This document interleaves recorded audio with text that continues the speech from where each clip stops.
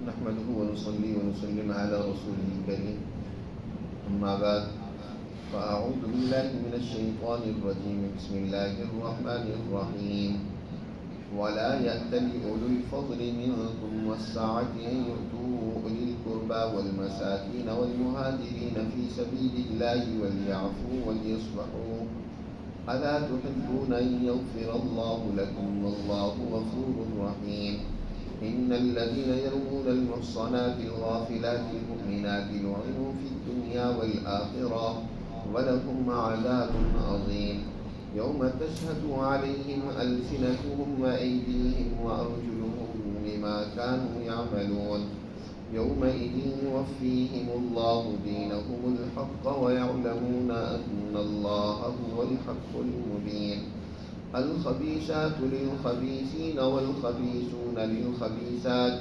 والطيبات للطيبين والطيبون للطيبات أولئك مبرؤون مما يقولون لهم مغفرة ورزق كريم صدق اللہ العظیم.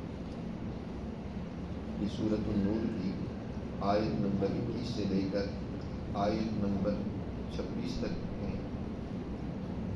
ان آیات مبارکہ میں اللہ سبحانہ و تعالی نے گزشتہ آیات اور گزشتہ رکوع میں جو واقعہ بیان ہوا حضرت امی عائشہ صدیقہ رضی اللہ تعالیٰ پر لگائے جانے والے الزام کی تطہیر کا، اسی کی ہی تکمیلی یہ آیات ہے. اور خاص طور پر یہ جو آج پہلی آیت مبارکہ پڑھی ہے، اس کا کچھ شان نزول یا پس منظر اس طرح ہے کہ جب نبی کریم صلی اللہ علیہ وسلم پر اللہ نے وحی مبارکہ نازل فرما کر حضرت امی عائشہ صدیقہ رضی اللہ تعالی عنہ کی پاک دامنی کو بالکل واضح اور آشکارا طور پر بیان کر دیا، اور یہ بھی بہت بڑا مقام و مرتبہ ہے حضرت امی عائشہ کا کہ دنیا میں بہت ساری پاکیزہ خواتین پر الزام تراشیاں ہوئیں، اور اللہ نے اپنی نیک بندیوں کی ان الزام تراشیوں کا کسی نہ کسی طریقے سے جواب دیے ہیں یا ان کی اس الزام کا رد کیا ہے. حضرت مریم علیہ السلام پر الزام لگایا گیا تو اللہ نے ان کی پاک دامنی ان کی ہی بچے حضرت عیسیٰ علیہ السلام کے ذریعے سے ظاہر فرمایا، جو بالکل ابھی بچپن میں تھے. تو انہوں نے اعلان کیا کہ انی عبد اللہ، میں اللہ کا بندہ ہوں، میری یہ والدہ ہے، اور اللہ نے مجھے خصوصی اپنی ایک دست قدرت سے پیدا فرمایا ہے. اس کی تفصیلات پیچھے سورہ مریم میں گزر چکی ہیں. یا اسی طرح یوسف علیہ السلام پر الزام لگایا گیا تو اللہ نے ان کی پاک دامنی ایک بچے کی شہادت اور گواہی کے ذریعے سے ظاہر فرما دی. لیکن عجیب بات ہے کہ حضرت امی عائشہ صدیقہ رضی اللہ تعالیٰ عنہ پر جب الزام لگایا گیا تو خود اللہ نے ان کی پاک دامنی کی گواہی دی. اب اس میں کسی قسم کا کوئی شک کی گنجائش نہیں رہ جاتی کہ جو انسان اللہ پر یقین رکھتا ہے کہ وہ عالم الغیب والشہادہ ہے، اس سے زیادہ تو کوئی جاننے والا نہیں ہے. تو جب وہ ایک پاکیزہ خاتون کی طہارت اور پاکیزگی کی گواہی دے رہا ہے تو اس میں شک کرنے والا سوائے بے ایمان پر کون ہو سکتا ہے؟ حضرت ابوبکر صدیق رضی اللہ تعالی عنہ کی یہ صاحبزادی حضرت عائشہ، ان پر الزام لگایا گیا، جھوٹا الزام، من گھڑت بات جس کو بنا کر پورا ایک مہینہ طوفان کھڑا دیا گیا. اس کا طبی طور پر صدمہ حضرت ابوبکر رضی اللہ تعالی عنہ کو بھی ہوا. سارے گھرانہ اس حوالے سے پریشان تھا، خود حضور پریشان تھے. حضرت مصطح رضی اللہ تعالیٰ عنہ مخلص صحابی ہیں، لیکن اس موقع پر منافقوں کے پروپیگنڈے کا یہ بھی شکار ہو گیا تھا، اور یہ بھی الزام تراشی میں پیش تھے. اور یہ تھے کون؟ خود حضرت ابوبکر صدیق رضی اللہ تعالیٰ عنہ کے خالہ زاد بہن کے بیٹے، اور مالی اعتبار سے انتہائی کمزور ہیں. حضرت ابوبکر رضی اللہ تعالیٰ عنہ ہی ان کی کفالت کرتے ہیں، ان کے اخراجات انہی کے ذریعے سے پورے ہوتے ہیں. عجیب بات ہے، جس کی کفالت بھی کر رہے ہیں اور قریبی عزیز اور رشتہ دار بھی ہے، وہ الزام لگانے میں پیش ہو تو ظاہر ہے ایک طبی دکھ اور تکلیف تو ہوتی ہے۔ کوئی غیر بات کہے تو اتنا دکھ نہیں ہوتا جتنا اپنا کوئی بات کہتا ہے تو دکھ ہوتا ہے۔ اس لیے اپنوں کی تھوڑی تھوڑی اور چھوٹی چھوٹی باتیں بھی بڑی محسوس ہوتی ہیں۔ تو حضرت ابوبکر رضی اللہ تعالیٰ عنہ نے اس کے بعد عزم اور ارادہ کیا کہ آئندہ میں ان کی کفالت نہیں کروں۔ تو اللہ نے یہ آیت مبارکہ نازل کر کے حضرت ابوبکر رضی اللہ تعالیٰ عنہ کو تنبیہ فرمائی کہ آپ جیسے اولو العزم اور بلند ہمت انسان کے لیے کسی قسم کی انتقامی کارروائی کرنے کی قطعی اجازت نہیں ہے، درست نہیں ہے۔ آپ کی شان بہت اونچی ہے، آپ پیغمبر کے تربیت یافتہ ہے، اس لیے دین اسلام کسی قسم کی انتقامی کارروائی کا قائل نہیں ہے۔ اگر کسی نے تمہارے ساتھ زیادتی کی ہے تو بدلے میں تم اس سے انتقام لو۔ حالانکہ یہ انتقام بھی نہیں تھا، کیونکہ ان کو ساتھ کوئی زیادتی تو نہیں کر رہے تھے، زیادہ سے زیادہ یہ جو ان کی کفالت کر رہے تھے وہ بھی ان کا ایک اپنی طرف سے تبرع اور نیکی تھی، تو اس سے ہاتھ کھینچنے کا انہوں نے ارادہ ظاہر کیا۔ لیکن یہ بھی فرمایا کہ بلند ہمت انسانوں کے لیے یہ بھی درست نہیں ہے۔ اللہ تعالیٰ نے ارشاد فرمایا وَلَا يَأْتَلِ أُولُو الْفَضْلِ مِنكُمْ وَالسَّعَةِ، تم میں سے جو برگزیدہ لوگ ہیں اور جن کو اللہ نے مالی وسعت دی ہے، ان کے لیے کمی نہیں کرنی چاہیے دینے میں قرابت داروں کو، مسکینوں کو اور مہاجروں کو اللہ کے راستے میں۔ اللہ کے راستے میں جو ان کو وہ دیتے ہیں اس میں کسی قسم کی کمی نہ کریں، بلکہ پورے کا پورا ان کا حق ان کو جو دینا طے کیا ہوا ہے وہ دیں۔ ولا یأتلی کا ترجمہ بعض حضرات نے قسم سے کیا ہے اور الیتن سے یہ لی ہے، لیکن یہاں زیادہ موضوع مولانا ابوالکلام آزاد رحمۃ اللہ علیہ فرماتے ہیں کہ یہ یأتلی الیتن سے نہیں، قسم کے معنی نہیں ہے، بلکہ اس کا معنی یعنی ہے ولا یأتلی، کمی نہ کریں۔ خود قرآن میں یہ لفظ اس معنی میں استعمال ہوا ہے اور فرمایا لا یألونکم خبالا، یہ منافق، یہ آپ کے دشمن کمی اور آپ کا نقصان کرنے میں کوتاہی نہیں کرتے۔ لا یألونکم خبالا، وہاں لا یألورا اور اسی طرح لا یأتلی، یہ دونوں ایک ہی معنی میں ہیں، یعنی کمی نہ کریں، جو ان کو دینا طے کیا ہے وہ دیں۔ قسم کے معنی میں بھی لے لیا جائے تو کوئی اس میں معنی اور مفہوم میں کسی قسم کا خلل نہیں واقع ہوتا۔ اگر قسم کے معنی میں ہو تو پھر مطلب یہ ہوگا کہ جن کو اللہ نے برگزیدگی فضیلت دی ہے، وسعت دی ہے، وہ قسم نہ کھائیں کہ وہ کسی پر خرچ نہیں کریں گے، خاص طور پر رشتہ داروں پر خرچ نہیں کریں گے، قرابت داروں کو دینے کے حوالے سے وہ قسم کھا لیں۔ اس حوالے سے فقہ کا یہ مسلمہ اصول ہے کہ اگر ایک انسان کسی بات پر قسم کھا لے جبکہ اس کا مخالف جس بات پر اس نے قسم کھائی ہے، یعنی اس کام کا کرنا نہ کرنے کی قسم کھائی اور کرنا اس کا بہتر تھا، تو اس کے لیے ضروری ہے کہ اپنی قسم توڑ دے اور اس کا کفارہ دے اور وہ کام کرے۔ آج کی جو سورہ مبارکہ ابھی فجر کی نماز میں تلاوت کی ہے، سورہ تحریم، اس میں بھی اللہ سبحانہ و تعالی نے اپنے نبی سے بھی یہ فرمایا یا ایھا النبی لم تحرم ما احل اللہ لک تبتغی مرضات ازواجک واللہ غفور رحیم قد فرض اللہ لکم تحلۃ ایمانکم، اللہ نے اپنے نبی پر فرض کر دی ہے کہ اگر وہ قسم کھا لیں کسی ایسی بات کی کہ جو درست نہیں ہے۔ مثلا حضور صلی اللہ علیہ وسلم نے ایک واقعہ پیش آیا تھا کہ شہد نہ کھانے کی قسم کھا لی تھی کہ اندر میں شہد نہیں کھاؤں گا، تو اللہ نے فرمایا کہ یہ آپ کے لیے درست نہیں ہے۔ اللہ نے شہد کو تو حلال کیا ہے، اس میں انسانیت کے لیے بڑی شفا رکھی ہے، بڑے فائدے رکھے ہیں، تو آپ کہہ رہے ہیں کہ میں شہد نہیں کھاؤں گا؟ آپ کے لیے اللہ نے لازم کر دیے، فرض کر دیا تحلۃ ایمانکم کہ اپنی قسم کو توڑیں، اس کا کفارہ ادا کریں اور اس شہد کو استعمال کریں۔ تو اسی طرح حضرت ابوبکر رضی اللہ تعالیٰ عنہ سے بھی اللہ نے فرمایا کہ وہ اپنی قسمیں توڑیں، قسمیں نہ کھائیں، اس طرح کہ وہ دیں گے نہیں قرابت داروں کو، جو مسکین بھی ہوں، ضرورت مند ہوں، اور پھر خاص طور پر ان کی بھی فضیلت بیان فرمائی کہ انہوں نے ہجرت بھی کی ہو، والمہاجرین فی سبیل اللہ۔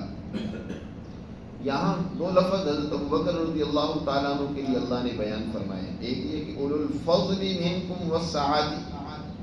بعض مفسرین نے فضل سے مراد بھی مالی فضیلت اور وسعت لی ہے، لیکن یہ درست نہیں ہے، قرآن کی بلاغت کے منافی ہے، کیونکہ آگے لفظ قرآن نے استعمال کیا والسعۃ. سعہ کا معنی ہوتا ہے مالی وسعت. جب مالی وسعت کا بیان الگ لفظ سے کر دیا تو پھر جو اس سے پہلے لفظ ذکر کیا گیا اس سے مراد بھی مالی وسعت لینا، تو یہ محض تکرار ہے، اور قرآن میں تکرار نہیں ہے. بلاغت قرآن میں یہی ہے کہ فضل سے مراد یہاں اخلاقی، یہاں روحانی، جہاں ان کی جو بزرگی اور عظمت ہے وہ مراد ہے. کہ جو بزرگی اور عظمت اور اعلیٰ اخلاق کے حامل لوگ ہوتے ہیں، اونچے تربیت یافتہ لوگ ہوتے ہیں، اور پھر ساتھ اللہ نے ان کو مالی وسعت بھی دی ہو، تو ان کے لیے یہ قطعاً درست نہیں ہے کہ وہ یہ کہ قسم کھا لیں یا کمی کریں رشتہ داروں کو دینے کے حوالے سے. تو معلوم ہوا خود قرآن حضرت ابوبکر کے بارے میں کہہ رہا ہے کہ بڑے بلند فضل اور فضیلت کے حامل انسان ہیں. جن کی فضیلت اور عظمت خود قرآن بیان کرے، ان کی عظمت اور فضیلت کے بارے میں بھی کسی قسم کا شک کرنا، یہ قرآن پر ایمان نہ ہونا، قرآن کو نہ ماننا، قرآنی تعلیمات میں شکوک و شبہات میں مبتلا ہونا. حضرت ابوبکر اور ان کی صاحبزادی حضرت عائشہ بہت اونچے درجے اور مقام کے لوگ ہیں. ان کی عظمت دل میں ہونی چاہیے. جو لوگ ان کے بارے میں کسی قسم کے شکوک و شبہات میں مبتلا ہوں تو انہیں اپنے ایمان کی خیر بنانی چاہیے.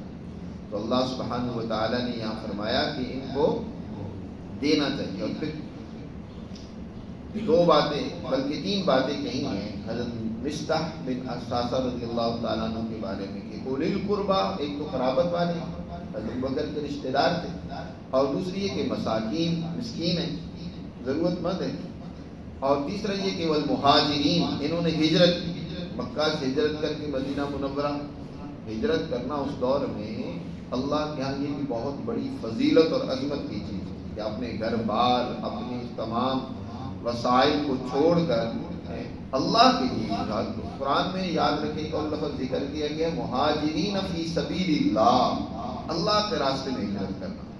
اور اللہ کے راستے میں ہجرت کرنا یہ اس کے پیچھے کوئی اور مقاصد نہ ہو، اس کے پیچھے مقصد صرف اور صرف کیا ہو؟ اللہ کے دین کا غلبہ ہو، اللہ کے احکامات کا نفاذ ہو، اللہ کے دین کا ابلاغ ہو. کوئی اور مقصد، اگر کسی اور مقصد کے تحت ہجرت ہے تو وہ ہجرت فی سبیل اللہ نہیں ہوگی، وہ مہاجر نہیں کہلائے گا.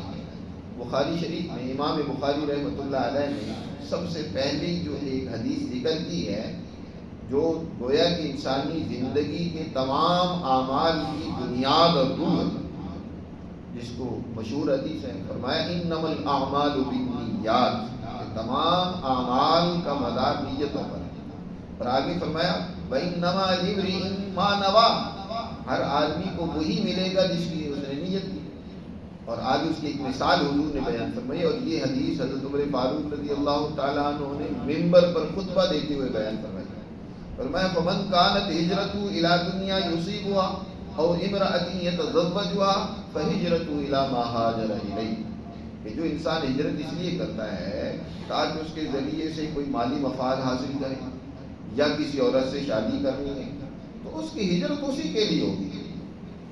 اس وقت ایک واقعہ پیش آیا نا کہ ایک صحابی جن کا تعلق جو تھا کسی ایک خاتون کے ساتھ تھا جو مدینہ منورہ میں رہتی تھی، پہلے سے تعلق تھا، تو انہوں نے کہا کہ چلو میں بھی ہجرت کرتا ہوں، ایک تو اس خاتون سے شادی ہو جائے گی اور دوسرا ہجرت بھی ہو جائے گی. تو اس صحابی کو مہاجر ام قیس کہتے تھے کہ یہ تو مہاجر فی سبیل اللہ نہیں ہے، یہ تو ام قیس کے لیے ہجرت کر گیا ہے. اس کی ہجرت کے پیچھے مقاصد تو اس سے شادی کرنی تھی. جیسے آج بہت سارے نوجوان وہ کیا ہے ہجرت کر کے جاتے ہیں بیرون ممالک دنیا کمانے کے لیے. کوئی امریکہ جا رہا ہے، کوئی کسی اور یورپ ملک میں جا رہا ہے، کسی اور ملک میں جا رہا ہے، وہاں کی وہ ان کی ہجرت جو ہے فی سبیل اللہ نہیں ہے. یا بہت سارے لوگ آج کل وہ یورپین لڑکیوں سے، چائنیز سے، دوسری لڑکیوں سے شادی کرنے کے چکر میں ہوتے ہیں کہ چلو ہم بھی وہاں چلے جائیں گے، تو وہ مہاجر فی سبیل اللہ نہیں ہو. یا جنہوں نے ہندوستان کو چھوڑا اور وہ یہاں آ گئے پاکستان میں، تو مہاجر نہیں اپنے آپ کو مہاجر کہتے پھر رہے ہیں. انہوں نے دین کے غلبے کے لیے تھوڑی ہجرت کی، وہاں مجبور ہو گئے تھے، بے بس ہو کے انہوں نے ہجرت کیا کر لی. مہاجر وہ ہے جس کی کا مقصد در حقیقت اس ہجرت سے کوئی اور نہیں ہے، اس کا مقصد صرف اللہ کے دین کا غلبہ ہے، اللہ کے دین کا نفاذ ہے، اللہ کے احکامات کا قیام ہے. اس کے لیے اس نے سب کچھ چھوڑا. اور پھر یہ اور بھی یاد رکھیں، اب تو پھر ہجرت ویسے ہی ختم ہو گئی، کیونکہ فتح مکہ کے موقع پر ایک صحابی نے اس ہجرت کی فضیلت کو حاصل کرنے کے لیے حضور سے اجازت مانگی کہ اللہ کے رسول مجھے اجازت دیں کہ میں بھی ہجرت کروں تاکہ یہ فضیلت مل جائے. آپ نے فرمایا لا ہجرت بعد الفتح. اب مکہ فتح ہو گیا، دین اسلام کا غلبہ اور نفاذ اور نظام قائم ہو گیا، تو اب کوئی ہجرت نہیں ہے. لیکن اب دو ہی چیزیں ہیں. آپ نے فرمایا ولیکن جہاد و نیت. اب جہاد ہوگا، جہاد کے لیے نکلنا ہوگا، اللہ کے دین کے غلبے کے لیے قربانی دینی ہوگی، اور نیت ہے جہاد و نیت. تو جیسی تمہاری نیت ہوگی جس کے لیے تو یہاں ان کی صفت ذکر کی مہاجرین فی سبیل اللہ، کہ انہوں نے اللہ کے راستے میں ہجرت کی ہے. خرابی اور کمزوری بھی ظاہر ہوئی، لیکن اس کا مطلب یہ نہیں ہے کہ ان کی وہ ساری فضیلت، ان کی ساری عظمت ختم ہو گئی. حضرت مصطفیٰ رضی اللہ تعالیٰ عنہ سے اس موقع پر پروپیگنڈا ہوا، غلطی ہوئی ان سے، انہوں نے اس پر معافی اللہ سے مانگی، توبہ کی، اور اللہ نے ان کی توبہ قبول کی. لیکن جو ان کی دوسری فضیلت ہے قرآن اس کو بھی بیان فرما رہا ہے، والمہاجرین فی سبیل اللہ. لہذا صحابہ کرام کوئی بھی ہو، ان سے اگر کوئی کوتاہی اور غلطی ہوئی ہے تو تب بھی اللہ نے انہیں معاف کر دیا. ان کے کام بڑے اونچے اونچے ہیں، انہوں نے بڑی بلند ہمتی کا مظاہرہ کیا ہے.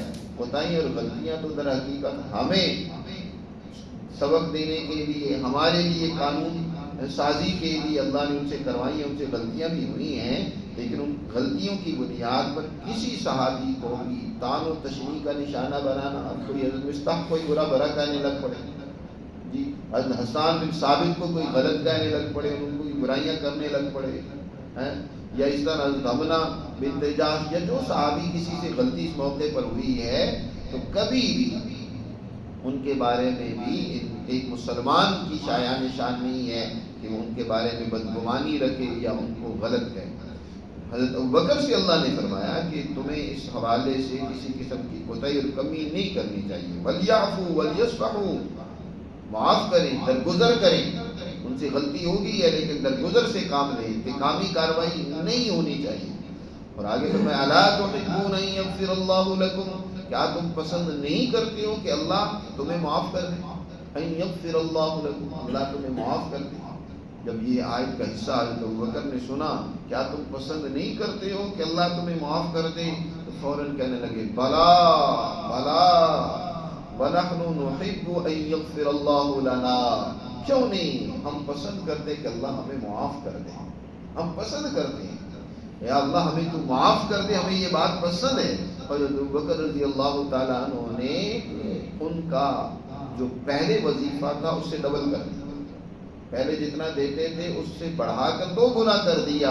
کہ اللہ نے فرمایا ہے کیا تم پسند نہیں کرتے ہو کہ تمہیں اللہ معاف کر دے؟ اگر پسند کرتے ہو تو ان کو 2 کمی نہ کرو بلکہ زیادتی کرو، زیادہ دو. تو ابوبکر نے زیادہ دینا شروع کر دیا. یہ ہوتے ہیں اللہ کے احکامات کی عظمت، یہ ہوتی ہے اللہ کو ماننا، اس کی تعلیمات پر ایمان. کس کا نام ہے؟ آج ہم اللہ کا قرآن سنتے ہیں، اس کے احکامات سنتے ہیں، ادھر سے سنتے ادھر سے نکال دیتے ہیں، کوئی عظمت و ہیبت ہی نہیں ہے اللہ کے قوانین و احکامات. واللہ غفور رحیم. یاد رکھو اللہ تعالیٰ معاف کرنے والا، انتہائی مہربان. مزید پہلے جیسے حضرت امی عائشہ صدیقہ رضی اللہ تعالیٰ عنہ کی پاک دامنی کا تذکرہ کیا، اسی طرح قیامت تک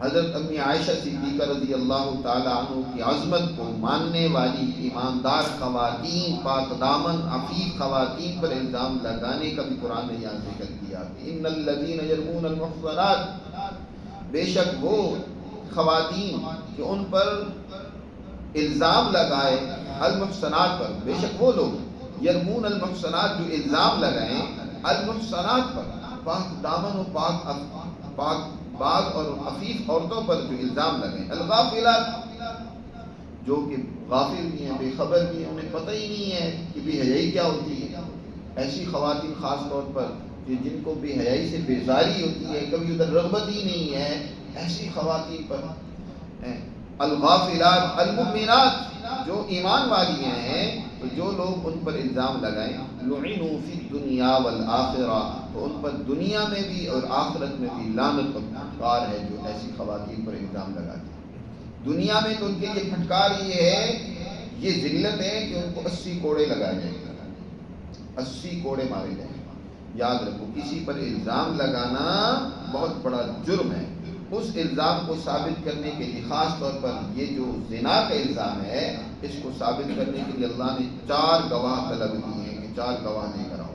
اگر 4 گواہوں کی مقدار پوری نہیں ہے اور تم نے الزام لگایا ہے تو اب تمہاری اوپر سزا جاری ہوگی، 80 کوڑے تمہیں لگائے جائیں گے۔ اور یہاں محصنات کی قید لگائی ہے۔ ایک دوست سوال کر رہا تھا کہ اگر کسی نے الزام ایسی عورت پر لگایا ہے کہ جس پر پہلے الزام ثابت ہو چکا ہے، مثلا اس نے یہ جرم کیا اور گواہوں کے ذریعے سے یہ جرم ثابت ہو گیا، اس کو سزا مل گئی، لیکن پھر کسی نے اس پر الزام لگایا لیکن اس کے پاس 4 گواہ نہیں ہے الزام لگانے والے پر، تو یاد رکھو پھر بھی اس پر سزا لگے گی الزام لگانے والے پر جب تک 4 گواہ نہیں پیش کر سکے گا۔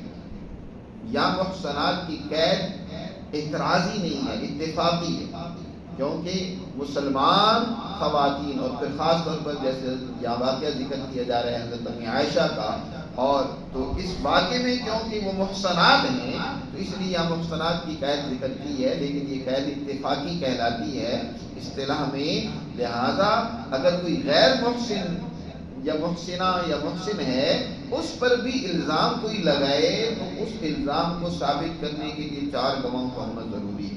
اگر 4 گواہ نہیں ہیں تو وہ پھر خود سزا کا مستحق ہوگا۔ اس کو قرآن نے فرمایا لعنوا فی الدنیا والآخرہ، دنیا میں بھی لعنت۔ دنیا میں لعنت یہ ہے کہ اس کو سزا ملے گی، اس کو کوڑے مارے جائیں گے سب کے سامنے، اور وہ مردود الشہادت ہوگا، آئندہ اس کی گواہی قبول ہی نہیں کی جائے گی، خاص طور پر مالی معاملات میں۔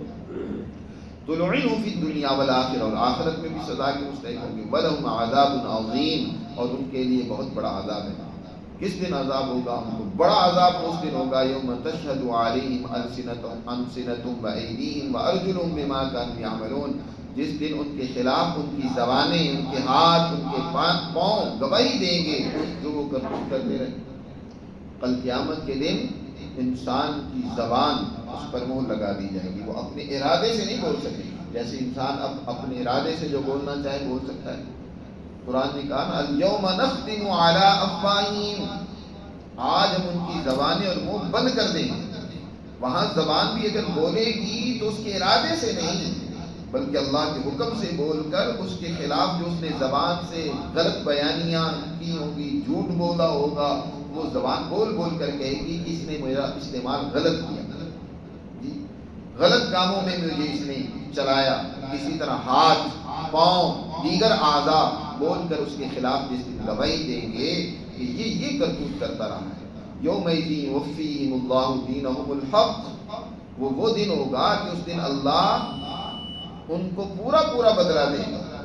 الحق یہ نہیں ہے کہ اس دن انسان کے اعمال کا بدلہ اسے نہیں ملے گا، جو اس نے کیا ہے اس کی پوری جزا و سزا، دین کا معنی بدلے کے ہوتے ہیں، جزا و سزا کے ہوتے ہیں، تو اللہ ان کو دینہم الحق، ان کے اس عمل کا پورا ان کو جزا اور بدلہ دے گا۔ الحق جی، اور وہ بدلہ پورا ہوگا یعنی برحق ہوگا۔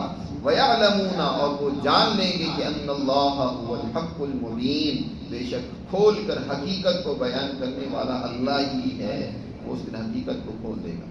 قرآن نے ایک اور فطرتی اصول بیان فرمایا ہے کہ دیکھو دنیا میں فطرت یہ ہے انسان ہے کہ جس طرح کا انسان ہوتا ہے اسی طرح کے لوگوں کو وہ پسند کرتا ہے۔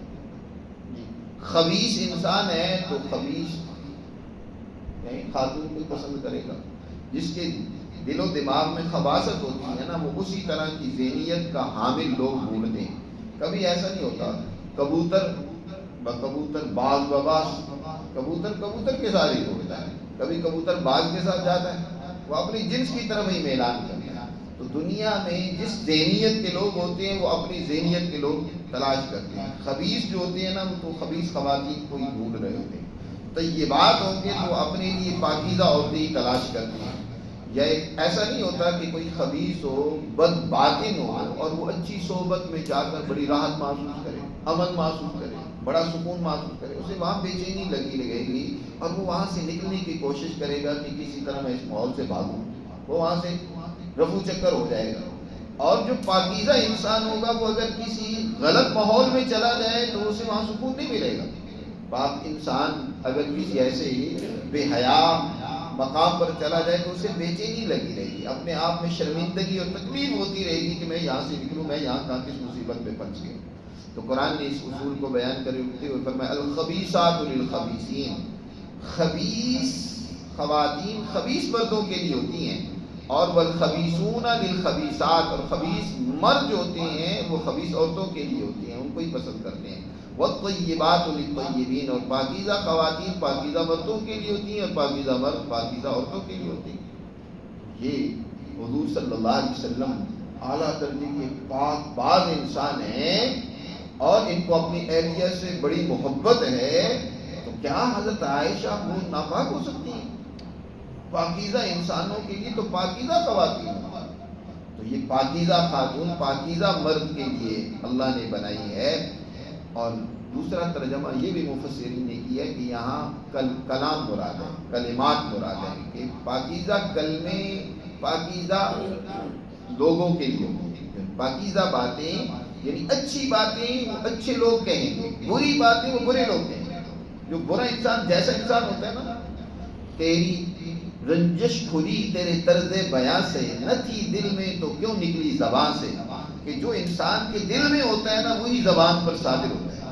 باطن خبیث ہوتا ہے, باطن برا ہوتا ہے تو زبان پر اظہار بھی ویسے ہی ہوتا ہے.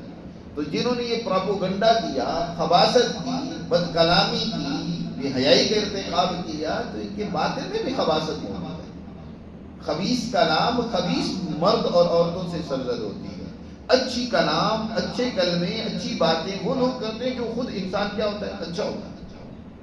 اولئک مبرؤون مما یقول, جو یہ کلمے حضرت عائشہ کے لیے کہہ رہے ہیں اللہ نے ان کو تو اس سے بری کر دی ہے, وہ اس سے پاک اور بری اور ان کو برات حاصل ہے. لہم مغفرۃ ورزق کریم, اور ان کے لیے مغفرت اور رزق کریم. تو اس طریقے سے اللہ سبحانہ و تعالی نے دوسرا مطلب یہ بھی ہے کہ اولئک مبرؤون مما یقولون لہم مغفرۃ, کہ جو سچے مخلص مومن ان سے کچھ غلطی اور کوتاہی ہوئی ہے تو اللہ نے ان کو معاف کر دی ہے, کیونکہ انہوں نے اس سے برات کے اعلان کیا, اس سے اللہ سے معافی مانگی ہے. غلطی بھی سے انسان بعض اوقات غلط بات بھی کہہ لیتا ہے, اس کے دل میں وہ نہیں ہوتی, اس کے دل میں تو سچائی موجود ہوتی ہے, لیکن بعض اوقات کسی ماحول سے پراپوگنڈے سے متاثر ہو کر وقتی طور پر کوئی خرابی کا اظہار اور ارتکاب کر لیتا ہے, اور بعد میں اسے ندامت ہوتی ہے اور وہ اپنے باطن کو درست اور صحیح کر لیتا ہے تو اللہ تعالیٰ معاف کرنے والے لہم مغفرۃ ورزق کریم.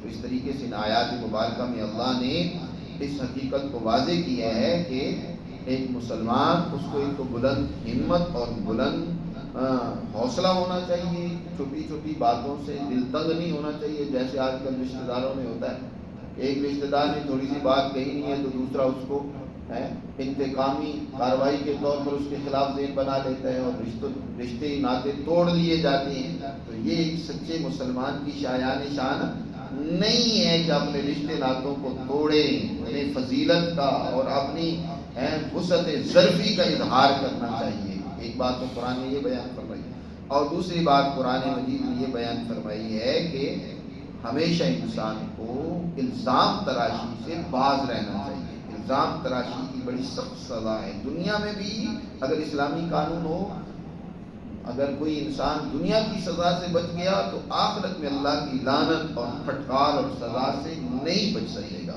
اور ایک اور کو قانون فطرتی بیان فرمایا ہے کہ انسان جیسا ہوتا ہے نا وہ ویسے ہی ان کو پسند کرتا ہے, یا جیسا انسان ہوتا ہے اس کی گفتگو اور اس کا کلام بھی ویسا ہی ہوتا ہے. اس کو اپنے آپ کو اچھا بنانا چاہیے, جتنا وہ اچھا ہوگا اس کی کلام بھی اچھی ہوگی. اور اگر کوئی غلط بات کہہ رہا ہے تو سمجھو کہ اس کے باطن میں خرابی موجود ہے, وہ خود خرابی کا شکار ہے.